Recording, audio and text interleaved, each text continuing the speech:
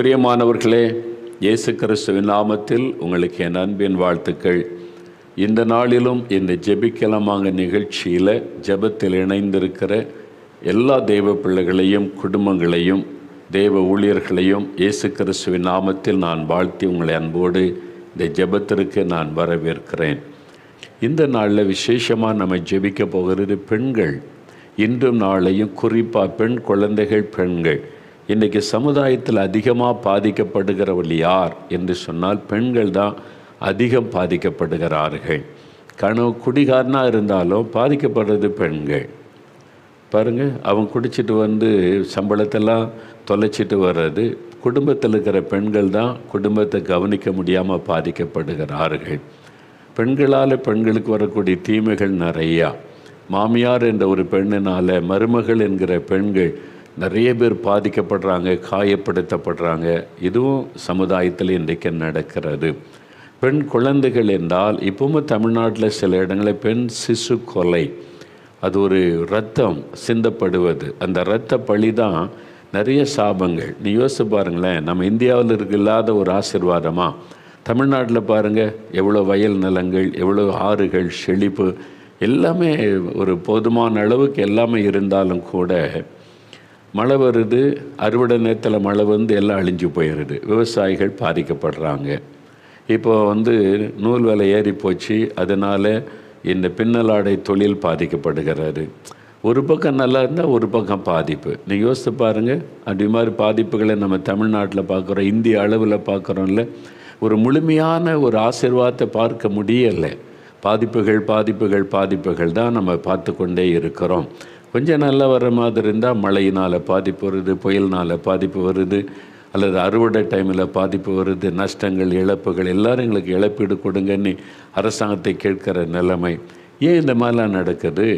ஒரு சாபம். ஒரு பெண் குழந்தையை கொலை பண்ணுனா அது அந்த மாநிலத்துக்கே சாபத்தை கொண்டு வந்தவுடன் தேசத்துக்கே சாபம். ஆனால் இது பண்ணுறாங்கல்ல சில இடங்களில் பாருங்கள். அதுவும் நிறைய பேர் மாதிரி அதை பற்றி உணர்வே இல்லாமல், அது பாவன்ற உணர்வே இல்லாமல் துணிகரமாக செய்கிறதே நம்ம பார்க்கிறோம். அரசாங்கம் தடுக்க எவ்வளோ பிரயாசப்படுகிறார். அரசாங்கத்தினுடைய இந்த முயற்சியை பார்த்து தான் தேவன் நமக்கு கிருபை பாராட்டி வருகிறார். அதற்காக நம்ம ஆண்டவருக்கு நன்றி சொல்லணும். என்றாலும் பெண் குழந்தைகள்னால் கொல்லப்படுறாங்க, படிக்க போகிற இடத்துல பாதிப்பு, எல்லா பெண் குழந்தைகளுக்கும் தான் நிறைய இடங்களில் பாதிப்புகள் நம்ம பார்க்குறோம். வாலிப வயசு வந்துட்டால் அதுலேயே நிறைய படிக்கிற காரியங்கள், இடங்கள், நிறைய பாதிப்புகளை சந்திக்கிறாங்க. அது மாதிரி எதிர்காலத்தை குறித்து நிறைய கேள்விக்குறிகள், இப்படி பல விதங்களில் பெண்கள் தான் அதிகம் பாதிக்கப்படுகிறார்கள். நாம் அவங்களுக்காக உத்தரவாதம் பண்ணி ஜெபிக்கணும். அதுக்கு தான் ஆண்டவர் இன்றும் நாளையும் பெண்களையும் நம்ம குறிவைத்து, அதாவது அவங்க மேலே கவனம் வைத்து ஜெபிக்க போகிறோம். இன்றைக்கி சில குழந்தைகள் இந்த வாலிப வயசு வரைக்கும் அவங்க சந்திக்கிற பிரச்சனைகள், அதற்காக பாரம் எடுத்து ஜெபிப்போம். நாளைக்கு குடும்ப பெண்கள் அவங்களுக்கு என்ன பாதிப்பெல்லாம் வருகிறது, நம்ம எல்லாம் ஜெபிக்கிற தெய்வ பிள்ளைகள். அதனால் தான் ஆண்டவர் இந்த பாரத்தையெல்லாம் அவங்களோட பகிர்ந்து கொண்டு ஜெபிக்க வைக்கிறார். எல்லோரும் ஜெபத்தோடு இருக்கணும். குட்டி பிள்ளைகள் கூட எங்கள் அக்காமார் சொல்கிறத கவனமாக கேட்டு கருத்தாக இன்றைக்கி ஆண்டவரிடத்தில் ஜெபிக்கணும். நம்ம எல்லோரும் ஒருமனப்பட்டு ஜெபிக்கும் போது கட்டாயம் ஒரு மாற்றம் வரும். நம்ம ஜெபிக்கும் போது இதெல்லாம் மாற்ற முடியாதுங்க, இதெல்லாம் சமுதாயத்தில் இப்படி தான் அந்த காலத்திலேருந்து இருக்குது அப்படி நினைக்காதுங்க. ஆண்டவரால் மாற்ற முடியாத காரியம் ஒன்றுமில்லை. நம்ம விசுவாசத்தோட கருத்தாக ஜெபித்தா தேவன் அதை மாற்றத்தை உண்டாக்குவார். அதனால் நம்ம ஜெபிக்கும் போது ஒரு விசுவாசம் நமக்குள்ள இருக்கணும். கட்டாயம் நம்ம ஜெபிக்கிறோம், இதில் மாற்றம் வரும், ஆண்டவர் பெண்கள் காரியத்தில் செயல்படுவார், கிரியை செய்வார் என்ற விசுவாசத்தோடு ஜெபிக்கணும். சரியா? இப்போது நாளைக்கும் இதே மாதிரி அடுத்து பெண்கள் குடும்பத்தில் எப்படியெல்லாம் கஷ்டப்படுறாங்க. கணவரால் உண்டாகிற கஷ்டம், மாமியாரால் உண்டாகிற கஷ்டம், சமுதாயத்தில் எவ்வளோ பாதிக்கப்படுறாங்க, அவனுடைய இருதயங்கள் காயப்படுகிறது. அதெல்லாம் ஒரு நாட்டுக்கு சாபம். இதெல்லாம் மாறுவதற்கு நம்ம கருத்தாக ஜெபிக்கணும். நாளை தினத்திலையும் என்னுடைய தொடர்ச்சியாக பெண்களுக்காக நாம் ஜெபிக்க போகிறோம். ஜெபிக்கும் போது அறிந்து கொள்ளணும், நாம் ஜெபிக்கிற இந்த ஜெபத்தை தேவன் கவனமாக கேட்கிறார். கட்டாயம் நம்ம மாற்றங்களை காண்போம். நம்ம ஜெபிக்கிற ஒவ்வொரு காரியத்திலும் தேவன் செயல்படுவதை, தேவன் கிரியை செய்வதை நம்ம காண்போம். அதனால் தொடர்ந்து விசுவாசத்தோடு ஜெபிக்கணும். சரி, இப்போது நாம் சாட்சிகளை கேட்க போகிறோம். நிறைய பேர் சாட்சி கேட்கணும், ஜெபிக்கணும், ஆயத்தமாக இருக்கிறீங்கள, உங்களுக்காக ஜெபிக்கிறதற்கான ஆயத்தம் செய்து கொண்டு இருக்கிறீங்க. சரி, இப்போ நாம் இந்த காரியத்திற்காக சாட்சிகளை நான் வாசித்த பிறகு ஒரு 5 நிமிடம் உங்களுக்கான ஜெப நேரம், அப்புறம் செய்தியை நம்ம தியானிக்க போகிறோம். சகோதரி பெனினாள் சென்னையிலிருந்து ஒரு சகோதரி எழுதியிருக்கிறாங்க. அவங்களுக்கு என்ன நடந்தது என்பதை நீங்கள் பாருங்கள். என் மகனின் வயது 7. அவனால் பேச முடியாது மற்றும் கடந்த 5 வருடங்களாக நெஞ்சு பகுதியிலிருந்து ஒரு சத்தம் கேட்கும். தூரத்தில் ஒருத்தர் நின்றால் கூட சத்தத்தை கேட்க முடியும். பாருங்கள், 5 வருடங்களாக அவனுக்கு அந்த பிரச்சனை. மாதத்தில் 4 முறை மருத்துவமனையில் செல்லும் அளவிற்கு அவன் அடிக்கடி சுகவீனப்படுவான். அதுவரை எங்கள் வீட்டில் குடும்ப ஜெபம் செய்தது இல்லை. என்றைக்காவது ஒரு நாள் ஜெபிப்போம், அதன் பிறகு மறந்து விடுவோம். இப்படி இருந்த நாங்கள் உங்களுடைய ஜெபிக்கலாமாக நிகழ்ச்சியை பார்த்த பிறகுதான் குடும்ப ஜெபத்தின் அவசியத்தை தெரிந்து கொண்டு தொடர்ந்து தேசத்திற்கும் எங்கள் குடும்பத்திற்கும் ஜெபிக்க ஆரம்பித்தோம். ஒரு நாள் நீங்கள் பெற்றோர்கள் சுகவீனப்பட்டுள்ள தங்கள் பிள்ளைகளின் தலைமீது கை வைத்து ஜெபம் செய்யுங்கள் என்று சொன்னீர்கள். நானும் என் மனைவியின் தலைமீது கை வைத்து விசுவாசத்தோடு ஜெபம் செய்தேன். நானும் என் பிள்ளையின் தலைமீது கை வைத்து விசுவாசத்தோடு ஜெபித்தேன். மறுநாளிலிருந்து மகனின் இருதய பகுதியில் கேட்டு வந்த சத்தம் இல்லை. ஜெபிச்ச அடுத்த நாளுமே மகனுக்கு ஒரு அற்புதமான விடுதலை. அடிக்கடி சுகவீனப்படுவது முற்றிலுமாய் நின்றது. இப்பொழுது என் மகன் நல்ல சுகத்துடன் இருக்கிறான். 5 வருடமாக பேசாத என் மகன் இப்பொழுது அம்மா, அப்பா என்று ஒவ்வொரு வார்த்தைகளாய் பேச ஆரம்பித்திருக்கிறான். முன்பு சைகையில்தான் ஒரு பொருளை கேட்பான். இப்பொழுது பெயர் சொல்லி ஒவ்வொரு பொருளையும் அவன் கேட்க ஆரம்பித்திருக்கிறான். எங்களுடைய சந்தோஷத்திற்கு அளவே இல்லை.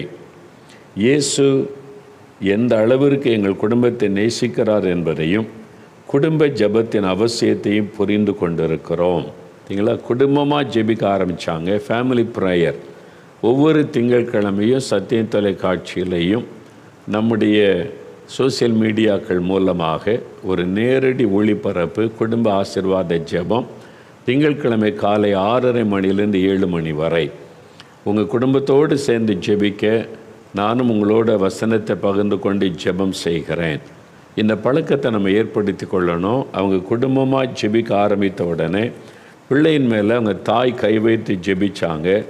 5 வருடமாக இருந்து அந்த வியாதி குழந்தை விட்டு விலகி விட்டார். அற்புத சுகம். பார்த்தீங்களா? இப்போ உங்கள் குடும்பத்தில் வியாதிப்பட்ட குழந்தை வைத்து கொண்டு கஷ்டத்தோடு இருக்கிறீங்களா? நீங்கள் இப்போ கை வைத்து உங்களுடைய குழந்தைக்காக ஜெபிக்கும்போது இயேசு சுகம் தந்து விடுவார். இப்போ அடுத்து ஒரு சகோதரி சுனிதா நாகர்கோவிலேருந்து எழுதியிருக்கிறாங்க. சகோதரி சுனிதா நாகர்கோவில், எனக்கு கடந்த 6 வருடமாக தலை சுற்றல் இருந்து கொண்டே இருந்தது. படுத்திருக்கும்போது கூட தலை சுற்றம் தலை சுற்றை உணர்வேன். இரவு முழுவதும் என்னால் தூங்கவே முடியாது. மருத்துவர்களிடம் காண்பித்து ஒரு நாளைக்கு 2 மாத்திரைகள் எடுக்க ஆரம்பித்தேன். ஒரு நாள் மாத்திரையை போடவில்லை என்றாலும் தலை சுற்றல் வந்து எந்த வேலையும் செய்ய முடியாமல் படுத்திருப்பேன். இந்த சூழ்நிலையில்தான் கடந்த மாதம் ஒரு வியாழக்கிழமை 4 மாடியில் நடைபெற்ற ஜெபத்தில் நேரடியாக கலந்து கொள்ள வந்தேன். ஒவ்வொரு வியாழக்கிழமையும் அது இங்கே 11 மணிலேருந்து 2 மணி வரைக்கும் அற்புத விடுதலை பிரார்த்தனை இங்கே நடக்கிறது. அதில் 2000-3000 பேர் பங்கு பெறுவாங்க. ஒவ்வொரு வாரமும் உபவாசத்தோடு வரணும். உங்களுடைய சுகத்துக்காக விடுதலைக்காக ஜெபிக்க நம்முடைய தேவனுடைய கூடாரத்தில் நடைபெறும். அதில் நிறைய பேர் சுகம் விடுதலை பெற்றுக்கொள்கிறாங்க. அந்த ஜெபத்துக்கு இந்த சகோதரி வந்திருக்கிறாங்க. நான் நேரடியாக ஜெபத்தில் பங்கு கொள்ள வந்தேன். ஜெபம் செய்து கொண்டிருக்கும் போதே என் வியாதிக்கு என்ன காரணம் என்பதை இயேசுவால் உணர்த்தப்பட்டேன். இதுதான் கவனிக்கணும். ஏன் எனக்கு இந்த வியாதி, நான் ஏன் இப்படி கஷ்டப்படணும் அப்படின்போது அதனுடைய காரணத்தை ஆண்டவர் உணர்த்துகிறார். பாருங்கள், அந்த காரணத்தை காரணம் என்ன என்பதை இயேசுவால் உணர்த்தப்பட்டேன். என்ன காரணம்? என் கணவருக்கு தெரியாமல் நிறைய பேருக்கு கடன் வாங்கி கொடுத்து அதனால் ஒரு பிரச்சனைகளை சமாளித்து கொண்டு வந்தேன். அது தவறு என்பதை உணர்ந்து மன்னிப்பு கேட்டு ஒப்பு கொடுத்து ஜெபம் செய்துவிட்டு வீட்டிற்கு திரும்பி போனேன். என் கணவரிடமும் எல்லாவற்றையும் சொல்லி மன்னிப்பு கேட்டேன். பார்த்தீங்களா, கணவனுக்கு தெரியாமலே கடன் வாங்கி மற்றவங்களுக்கு ஹெல்ப் பண்ணுறது, இதனால் நிறைய பிரச்சனை, அந்த பாதிப்பு. இதெல்லாம் தெய்வ சித்தம் இல்லாதது. ஒரு மனைவி புருஷனுக்கு தெரியாமல் இப்படி செயல்பட்டால் அது ஒரு பாவம். அது ஆண்டவர் உணர்த்தி இருக்கிறார். நான் உனக்கு தலையாக உன் புருஷனை தந்திருக்கிறேன், ஆனால் உனக்கு கணவனுக்கு தெரியாமல் நீ திருட்டுத்தனமாக இதெல்லாம் செய்கிற, அது ஒரு பாவம் தானே. சில சமயம் அது நமக்கு நன்மை மாதிரி தெரியும், அதுக்குள்ளே இருக்கிற தவறை சிலர் உணர்ந்து கொள்வதில்லை. இப்போ ஆண்டவர் உணர்த்தினார். கணவர்கிட்ட போய் எல்லாத்தையும் சொல்லி மன்னிப்பு கேட்டு அவங்க ஒப்புரவானாங்க. அந்த நாளிலிருந்து எனக்கு தலை சுற்றல் நின்று விட்டது. அதன் பிறகு நான் மாத்திரை போடவில்லை, நன்றாக இருக்கிறேன். இப்பொழுது 1 மாதம் கடந்து இதை சோதித்து பார்த்து தான் சாட்சியாக எழுதுகிறேன்.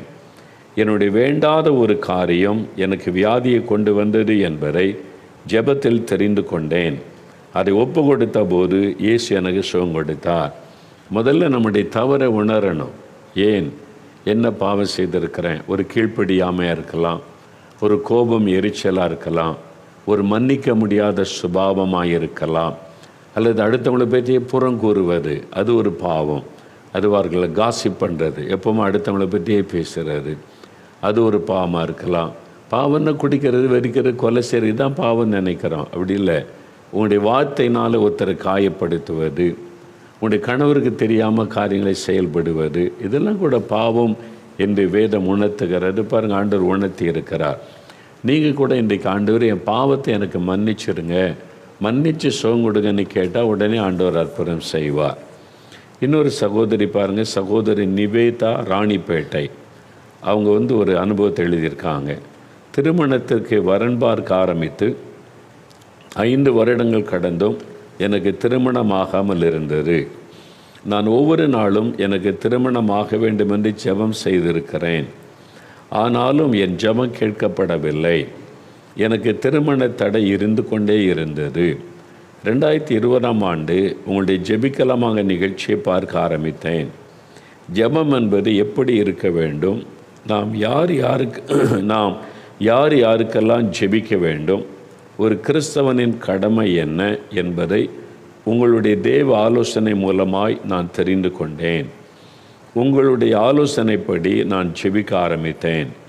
21 நாள் தானியேல் உபவாச ஜெபம் ஆரம்பிக்கப்பட்டது.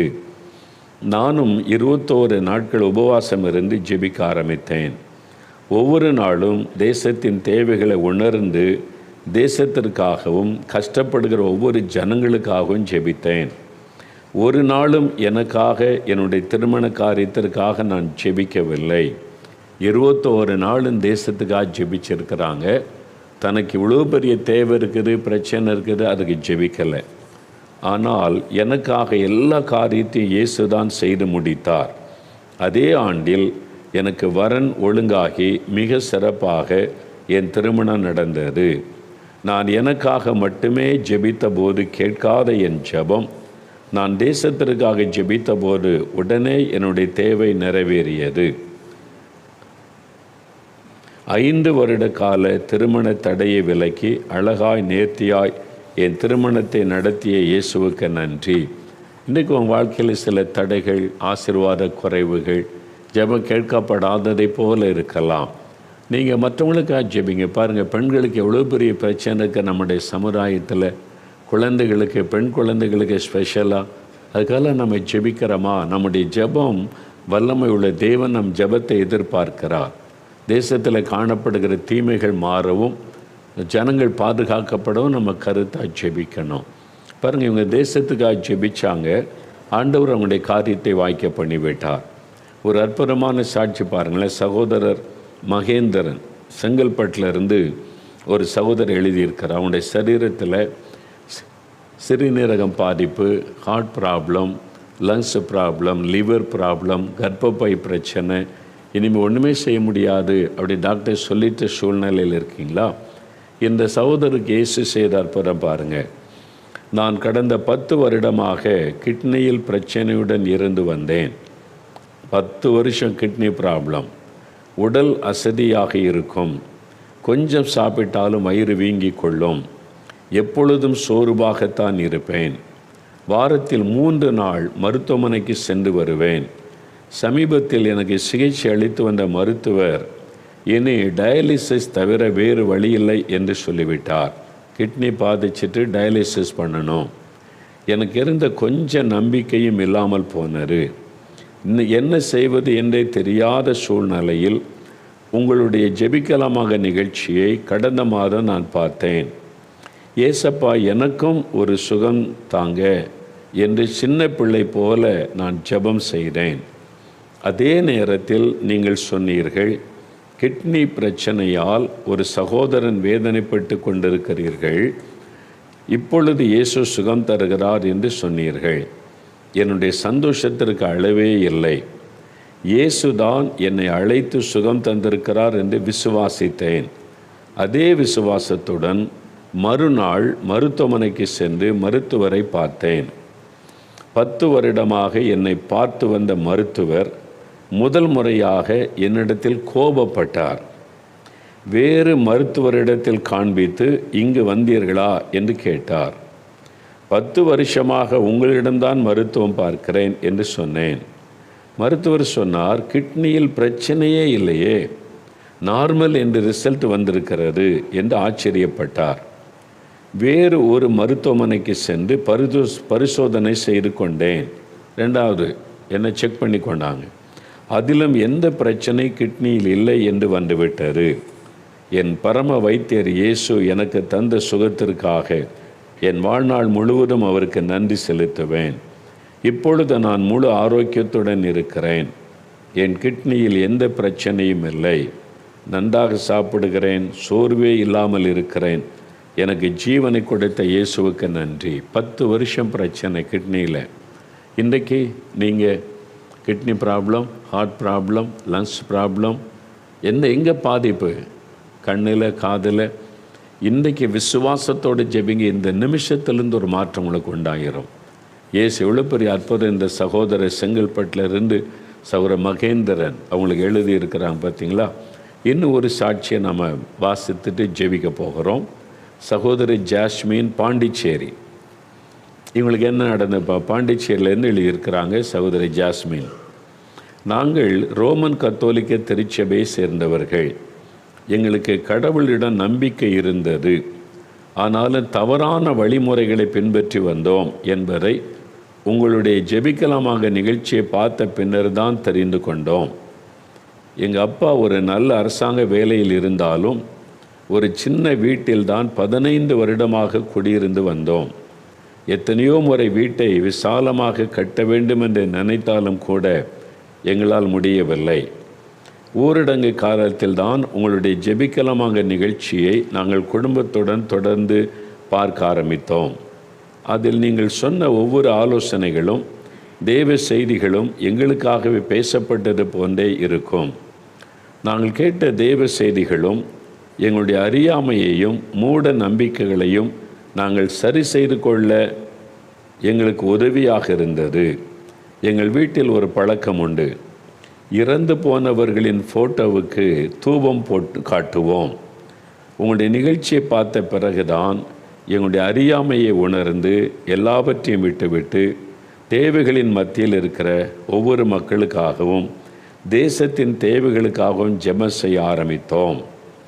எங்களுடைய வழிபாட்டு முறை மாறியதுமே எங்கள் வீட்டில் நல்ல மாற்றங்கள் ஏற்படத் தொடங்கியது.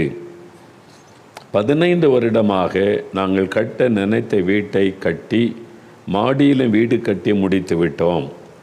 அர்த்தமற்ற வெறும் சடங்குகளை விட்டுவிட்டு உபவாசத்தோடு தினமும் ஸ்தோத்திர பலிகளை ஏறெடுத்தோம். இதன் மூலம் பல தடைகளை நீக்கி நாங்கள் உயிருள்ள தேவனிடத்தில் பேசுவது ஒரு புது அனுபவமாக இருந்தது. ஜெபிக்கும் முறைகளை கற்றுத்தந்த கர்த்தருக்கும் ஜெபிக்கலாமாக நிகழ்ச்சிக்கும் உங்களுக்கும் நன்றி. பாருங்கள், பாண்டிச்சேரியிலிருந்து ஒரு குடும்பத்தார், அதாவது தவறான நம்பிக்கைகள், மனுஷ பாரம்பரியங்கள், இதெல்லாம் வேத வசனத்திற்கு புறம்பான எதையுமே நம்ம நம்பக்கூடாது. வேத வசனத்தில் நமக்கு சொல்லி இருக்கிறது, இப்படி தான் ஜெபிக்கணும், இப்படி தான் கிறிஸ்தவம் வாழணும், இப்படி தான் ஆராதனை, எல்லாம் பைபிளில் இருக்குது.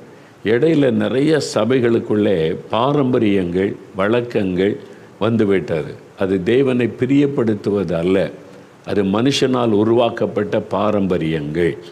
அதனால் நமக்கு ஆசீர்வாதம் தடைப்பட்டு விடும், நன்மைகள் தடைப்பட்டு விடும்.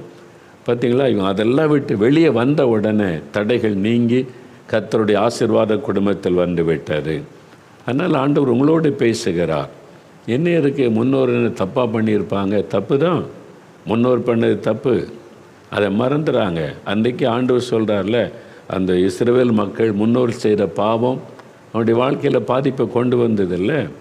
அதனால் முன்னோர்கள் செய்கிறதெல்லாம் கரெக்டுன்னு நினச்சிறாங்க. வசனத்தின்படி செய்யப்படாத எதுவுமே பாவம்தான். அவங்க முன்னோராக இருந்தாலும் சரி, அரசாங்கமாக இருந்தாலும் சரி, யாராக இருந்தாலும் சரி, சபை தலைவர்களாக இருந்தாலும் செய்கிறது அவங்க சொல்கிறது தவறு. வசனத்துக்கு மாறாக சொல்கிறாங்க, அது தவறு தான். ஆண்டவருக்கு மிஞ்சின காரியம் எதுவும் கிடையாது. நீங்கள் தவறு இல்லை, அப்படி தான் இருப்போம்னா இருங்க, நாங்கள் இந்த சாபத்துக்குள்ளே தான் இருப்போம், எங்கள் வாழ்க்கை ஆசீர்வாதம் இல்லாமல் இருக்குன்னா யார் உங்களை தடுக்க முடியும்? நீங்கள் மனம் திரும்பினா அவங்களுக்கு ஆசீர்வாதம் என்ன? அவங்க எழுதியிருக்காங்களே, இது மாதிரி எத்தனை சாட்சி வருது, அவங்க ஆசீர்வதிக்கப்படுறாங்கல்ல, நிம்மதியாக இருக்காங்கல்ல, சந்தோஷமாக இருக்காங்கல்ல. பாருங்கள், தேவனிடத்தில் உயிருள்ள தேவனிடத்தில் பேசுவது புது அனுபவம். இப்போ சிலையை பார்த்து பேசி படத்தை பார்த்து பேசுகிறாங்க, இப்போ ஆண்டவரோடு நேரடியாக பேசுகிறாங்க. எவ்வளோ சந்தோஷம் இல்லை? அதுதான் ஆசீர்வாதம். அப்போ இதில் விதண்டாவாதம் பேசுகிறதுக்கு ஒன்றுமே கிடையாது. சத்தியத்தை அறிந்து கொள்ளுங்கள், சத்தியம் உங்களை விடுதலையாக்கும். அதனால் இந்த அருமையான குடும்பத்தாருக்காக ஆண்டவருக்கு நன்றி. கர்த்தர் அவங்களுடைய வீட்டை ஆசீர்வதித்து அவர் பெருக பண்ணுவாராக. ஆண்டவருக்கு ஸ்தோத்திரம். சரி, இப்போ இந்த சாட்சிகளை கேட்டிங்கள்ல, இன்னொரு 2 சாட்சி வீடியோவில் பார்க்க போகிறீங்க. அதில் ஒன்று சகோதரி அமுதா, அவங்க கன்னியாகுமரியிலிருந்து, இன்னொன்று சகோதரி எவாஞ்சலின், அவங்களும் சாட்சி சொல்கிறாங்க. இந்த 2 பேர் சாட்சியை கேட்ட பிறகு நாம் ஜெபிக்க போகிறோம். கவனமாக இந்த சாட்சியை பாருங்கள், உங்களுடைய விசுவாசம் பலன் அடையும். இயேசு தான் அற்புதம் செய்கிறவர், மோகன்லாசரஸ் அல்ல, ஊழியக்காரன் அல்ல, இயேசு இயேசு இயேசு என்கிற ரட்சகர். அவரை கூப்பிடுங்க, உங்களுக்கு அற்புதம் நடக்கும். உங்கள் வீட்டில் இருக்கிற இடத்துலையே இந்த சாட்சிகளை நம்ம பார்க்கலாம். 28 வருஷமாக தலைவலியும் காய்ச்சலும் தனக்கு வந்தால்தான் தெரியும்னு சொல்லுவாங்க. சாதாரண தலைவலி அல்ல. அவங்க சொன்னாங்கல்ல, அது எவ்வளோ பயங்கரமான வேதனை இல்லை. அந்த ஆண்டவர் இயேசு ஒரே நாள் ஜெபம், விசுவாசமுள்ள ஜெபம் பிணியாளியை ரட்சிக்கும். அற்புதமாக சுகமாகிட்டார். இன்றைக்கி எவ்வளோ சந்தோஷமாக இருக்கிறாங்கள. எவ்வளோ டாக்டர், எத்தனை மருந்து, எத்தனை மாத்திரை, முடியாததை இயேசு என்கிற நாமம், அந்த பெயரை சொல்லி கூப்பிட்ட உடனே அற்புதம். இவங்களுக்கு இந்த குடும்பத்தை பாருங்களேன், 10 வருஷமாக குழந்தை இல்லை. 10 வருஷம். எத்தனை ஆஸ்பத்திரி, 12 ஆஸ்பத்திரி போனாங்க, லட்சக்கணக்காக செலவு பண்ணாங்க. நேச்சுரலாக அவங்களுக்கு குழந்தை பிறக்க வாய்ப்பே இல்லை. மருத்துவம் கைவிட்டு விட்டது, அவ்வளோதான். முடியாததை முடிய செய்கிறவர் தான் ஆண்டவர் இயேசு. இனி அவ்வளோதான், முடியாதுன்னு சொல்கிறாங்களே, இயேசு சொல்வார் முடியும். உங்கள் வாழ்க்கையில் கூட இந்த கர்ப்பத்தின் ஆசீர்வாதத்தை இன்றைக்கு நீங்கள் பெற்றுக்கொள்ளும்படி கர்த்தர் ஆசீர்வதிப்பார். ஆனால் நம்ம என்ன செய்யணும்? ஜெபிக்கணும் விசுவாசத்தோட. இயேசுவே, எங்களுக்கு ஒரு அற்புதம் செய்யுங்க, நான் விசுவாசிக்கிறேன், எனக்கு சுகம் கொடுங்க, என் மனைவிக்கு, கணவருக்கு, பிள்ளைகளுக்கு சுகம் கொடுங்க. நீங்கள் பாரம் எடுத்து ஜெபிக்கணும். குழந்தைக்காக கணவன் மனைவி அல்லது வீட்டில் இருக்கிற மற்ற பெரியவங்க அந்த மகளோடு சேர்ந்து ஜெபிக்கணும். குழந்தை இல்லைன்னு யாரையும் குற்றப்படுத்தி பேசாதங்க. அது எவ்வளோ கஷ்டம் இல்லை? அவங்களுடைய மனதை காயப்படுத்துவது. அவங்க சொல்லுவாங்களே, குழந்தை எடுத்துகிட்டு உள்ளே போயிடுவாங்களாம். அதில் என்ன இருக்குது? அவங்களுக்கு குழந்தை இல்லைன்றதுனால இப்போ குழந்தை கொடுத்துட்டால ஆண்டவர், உங்கள் மூஞ்சி எங்கே வச்சுக்குவீங்க? குழந்தை இல்லைன்னு ஒருத்தர் அற்பமாக நினச்சிங்கன்னா அதுவே உங்களுக்கு சாபம். அவங்களுடைய மனதை காயப்படுத்துகிறீங்க. ஏற்கனவே அவங்க மனதில் வேதனையோடு இருக்கிறாங்க. அதை வச்சுக்கிட்டு நீங்கள் அவங்கள காயப்படுத்துகிற மாதிரி பேசுகிறது, செய்கிறது, அது உங்களுக்கு சாபமாகிவிடும். அவங்கள உற்சாகப்படுத்துங்க, அவங்கள குழந்தை இல்லையா, உங்கள் குழந்தைய கையில் கொடுத்து ஆசீர்வாதின்னு சொல்லுங்கள். அது ஆசீர்வாதமாக இருக்கும். அந்த குழந்தை ஆண்டவர் அதை பார்ப்பார். அப்போ அவங்கள சந்தோஷப்படுத்துகிறீங்க, அதுவே உங்களுக்கு ஆசீர்வாதம். சரியா? இப்போது நாம் ஜெபிக்க போகிறோம். எல்லோரும் ஜெபிக்க ஆயத்தமாக இருக்கிறீங்களா? எனக்கு ஒரு சுகம் வேணும், விடுதலை வேணும், இந்த ஆசீர்வாதம் வேணும் அப்படின்றவங்க இயேசுவின் நாமத்தை சொல்லி ஜெபிக்கணும். இயேசுவை ஆசீர்வதின்னு கேட்கணும். ஒரு வியாதி உள்ள இடத்துல கை வைத்து கொள்ளுங்க.